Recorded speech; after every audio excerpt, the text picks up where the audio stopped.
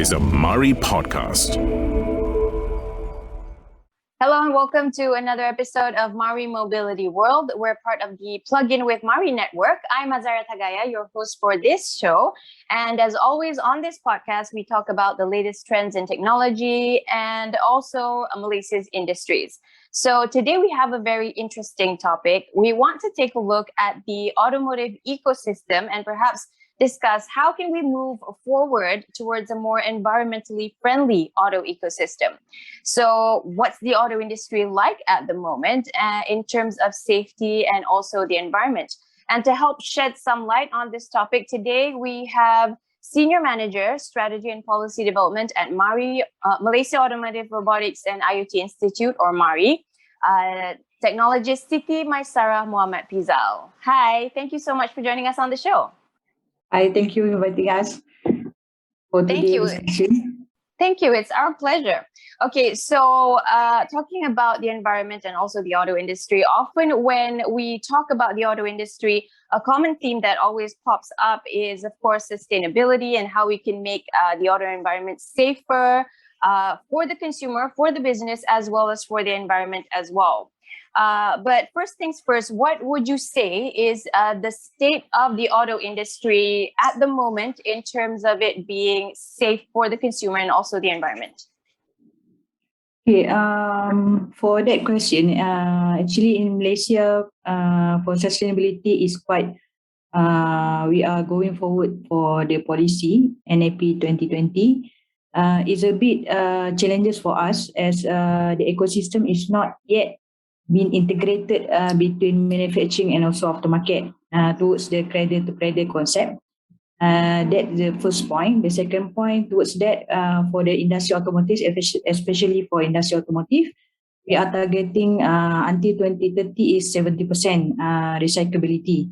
That's very challenges because the bridging between aftermarket sector and also manufacturing sector is quite not clear, but we have a lot of standard to make sure that the bridging is more smooth, to make sure the targeted is achieved.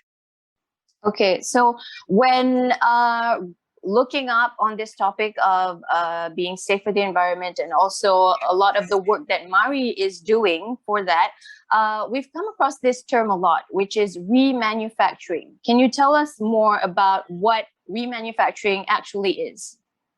Right. As now, we have a lot of term of R. As we know, we have 11 R that we benchmark across of worldwide. What we adapt for Malaysia is 4R. That means reuse, recycle, repair, and also remanufacturing. This 4R is very important to make sure that bridge between manufacturing and also aftermarket sector is clear. For the remanufacturing, we need to understand the definition.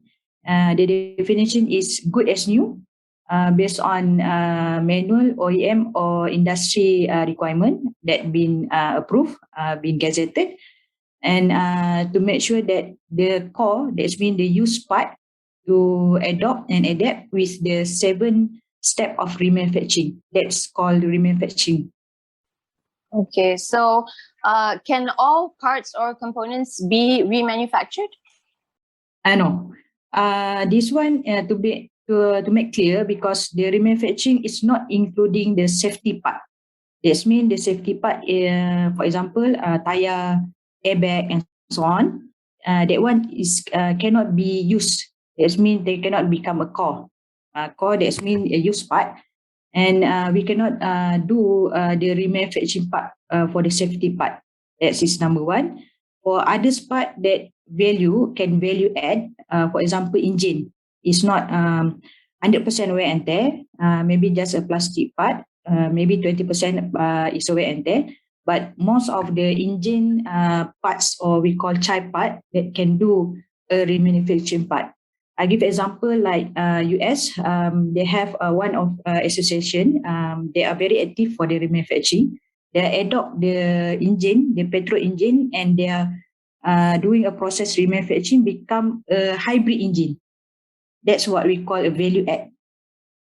Okay. Can you tell us more about the process that you explained just now? What is the standardized process that usually takes place in remanufacturing? Right. For remanufacturing, we have a standard, Malaysia standard, that we adopt and adapt from others country. It's called Malaysia Standard for R 2367 2018. They're the code. Under the Malaysia Standard, we have a general step. That's mean first you need to do a core management. That's mean the used part you need to have a sorting and then inventory from others you are collect. For example, I give example, this process, you get one vehicle, one car, but you need to dismantle the core and identify which one is you can do a value add for the core, for the used part. And second, for dismantling of the parts and component, for example, one engine, you need to dismantle one by one and then segregate it, clean it, and then you can do a machinery or polishing from the parts, from the child parts, and then you do the inspection or testing. That means you can identify which part you can replace with new, which part you can repair, which part you can use, and then also which part you can do a recycle. All right, then you assemble back the parts and component, you do a painting or polishing, and then the very important of this step is a supply mark or labeling. The supply mark, we want to make sure that between new part and remanufacturing part, you need to identify this is a supply mark. You need to emboss with at the part. For example, ABC Sdn Bhd, remanufacturing by ABC Sdn Bhd. And then, of course, the final testing and test inspection. You need to understand. You need to make sure that parts is testing good as new based on the spec or manual that been identified. Okay. So what you just explained just now, is it the same as the 4R2S standard that is the first, as I understand, Malaysia is the first country in the world to adopt this standard. So can you tell us more about that and how we actually came to that? All right. Because in our policy, we have 4 version, National Automotive Policy. We have 4 version, first version, second version, and third version. The third version we have identified regarding for the remanufacturing, or we call the closed loop for another part remanufacturing, and also ELV, end of life. That part is to make sure that our system or our industry is closed loop, cradle to cradle. That parts we have benchmark Japan. They have industry standard actually.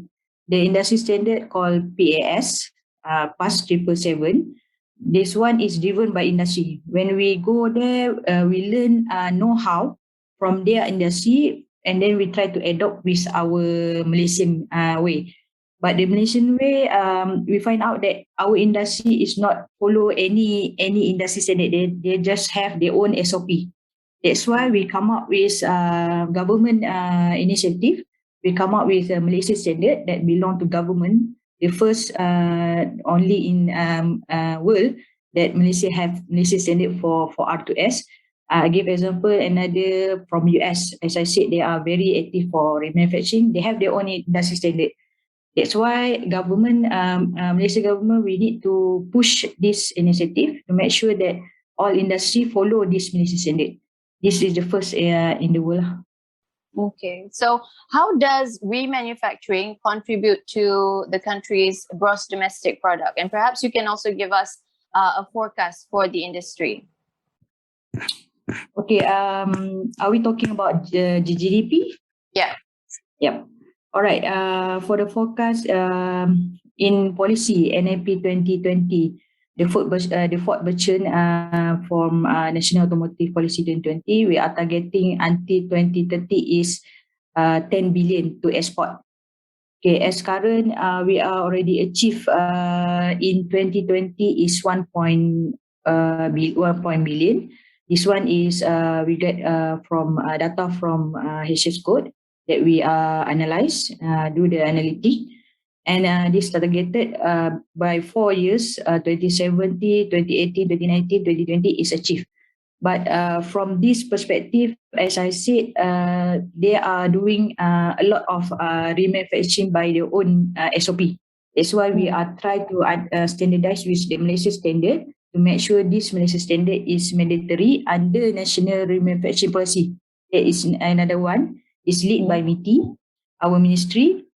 And of course, we want a big industry to become a pilot first, including automotive, marine, locomotive, E&E, and also marine.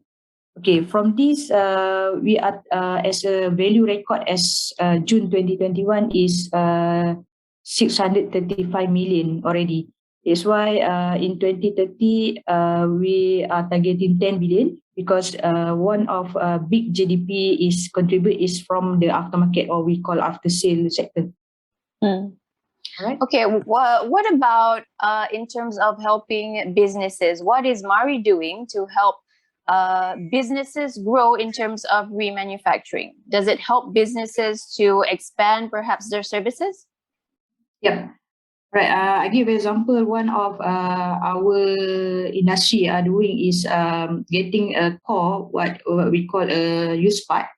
From I give an example from Japan. They're getting the core by doing the vehicle to separate the vehicle. They call half cut. Okay, the half cut they are getting from Japan without doing a proper cleaning. That's why we are pushing this standard to make sure they have cleaning, of course, to protect our environment. From that side, we make sure that the process that I've mentioned before, the 7 step of the process, they do a proper, and then we can push up their core or their remanufacturing parts as a value parts, and then they can sell to others country. Because this area is one of what we do in MARI program. For example, we are transform their manpower because we are touching 4M actually: manpower, machine, material, and also method. Under the 4S Malaysia standard, they include this 4M. The manpower, we transform them to get Sijil Kemahiran Malaysia. This one is under MOHR, Ministry of Human Resource. The agency is JPK, Jabatan Pengguna Kemahiran. We transform them from their experience and then certify them with this certificate. And then for the method and also material, we make sure that they are follow this standard to make sure that our environment is secure. And also the machine. The machine, they need to calibrate. Before this, they are doing their own, they are in-house, but from this machine, we have our expertise like certification body, Malaysia, SIRIM, and others to calibrate the machine to make sure that the output is follow the manual. Okay. So in your experience, what do you think is Malaysia, how is Malaysia doing in the remanufacturing industry? Are we good, or is there some more that can be done? And if so, what do you think can be done to actually improve remanufacturing in Malaysia? All right. As we are doing this initiative and also this transformation, we identify from our visit and also audit, we find out that we have 11 company already do the remanufacturing. But they don't use the term of remanufacturing. They use refurbish and so on. But when we found out, they already achieved the step, but the important thing, the supply mark and also the label. Because they also get from others customer, they export to America, to Japan also, because we are more on effective for the manpower, because our labor is more effective. And from that perspective, we try to match with this Malaysia standard to make sure that you need to follow, because we don't want end user, that means consumer, to misunderstand about the part, because they don't know this is new, this is remanufacturing, this is used, this is, and so on. Due to that, from these 11 company, we benchmark them, we upgrade them to certify with this Malaysia standard. With others industry like half cut, have that are selling or do a trade for used part and so on. We are transform them bit by bit. Is what we call they are moving with this policy and also this standard. But of course, we need to have a mandatory from ministry, for example, KPDNCP, that Ministry of Consumer, to gazette it to protect the consumer. This is Act under 1999 to make sure that consumer they have their own right to make sure that this part is safe to assemble back for the vehicle. That's very important to make sure that will boost the mindset of the remanufacturing actually. Okay. In terms of remanufacturing, in your experience and also maybe the research that you've done, perhaps there are misconceptions or myths among the industry players and also consumers. Maybe you can share with us what are some of the misconceptions and how is the government working to counter these false perceptions? All right. From the National Remanufacturing Policy, as I mentioned, that lead by MITI, we have a lot of scope that we are cater. One of it is the IP. Okay, the intellectual property between manufacturer or the maker and also the aftermarket. That means the remanufacturing company. Because we understand that manufacturing is do R&D to make sure one vehicle they have R&D, research and development. The base only will take 1.4 million. Okay, from that perspective, the aftermarket or the remanufacturing company will take the parts from the OEM, from the maker, but we still respect for their IP. That's why between this, what government do with under one of agency under KPDNCP, Ministry of Consumer, is agency MyIPO, to make sure that between this between remanufacturing company and also the maker to have a letter of consent. Because the remanufacturing as now they take a lot of brand, but they are not responsible 100% for the parts that they are doing remanufacturing and so on. That's why letter of consent is very important to make sure the brand is still at the part, on the part, and also to make sure to put remanufacturing by ABC Sdn Bhd and also the warranty. That's very important. Okay, that what is one of initiative that we are trying to streamline between these two sectors. Okay, so talking more about MARI's role, what is actually MARI's role in encouraging all the stakeholders to implement these standards? Because as you mentioned just now, some of these companies are actually using it, but they're not using the standard practice. So how is MARI encouraging these companies to do that? Right. One of it, what we are doing with them is a pilot that we're putting cost analysis. For example, once they are certified with this standard, they can do a clear, what we call clear import and export. Because as now, our government side, for example, from custom, some of course is pass, some of course is not. That's why we try to make sure that the SOP is clear to make sure their business is more smooth. And one of it to export back to the customer to make sure this is made in Malaysia. And this is the very what we call clear SOP and until end user. And of course, from perspective of DOE, Department of Environment, they want to know the core they are bringing that is clean. Then we come up with a paper research, of course, together with local academy, local university, to make sure this SOP is clear that once they will bring the core from outside to make sure it's clean. It's not what we call what is definition of clean. Of course, no oil and so on. And this is to make sure that the industry adopt with this process. We are now is a voluntary base because from our side we are pushing to make sure that this is gazetted under each of ministry. For example, KASA, Kementerian Alam Sekitar, MOF, Custom, And of course, MITI is the overall policy. This is to make sure that the outcome or the output from the industry will be smooth, and it will make sure the more benefit in terms of their ROI, return of investment. That means once they are pushing or they are follow this process, the outcome is more better. And of course, one of the initiative that we already do with DOE is we call AATF, Authorized Automotive Treatment Facility.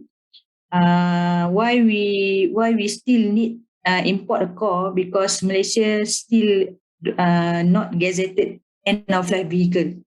This means we don't have any periodic inspection mandatory for private vehicle. It's not include because commercial vehicle already 6 months they need to go to Puspakom and so on.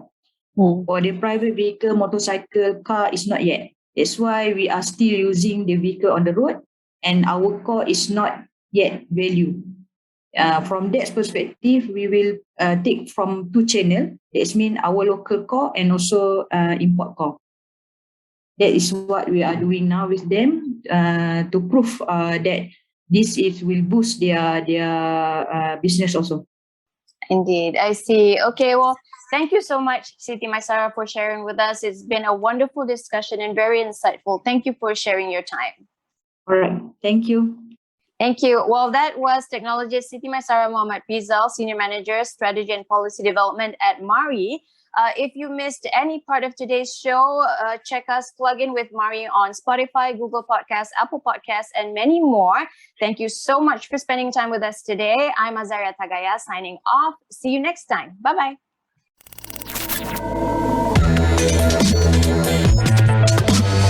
This is a MARI podcast.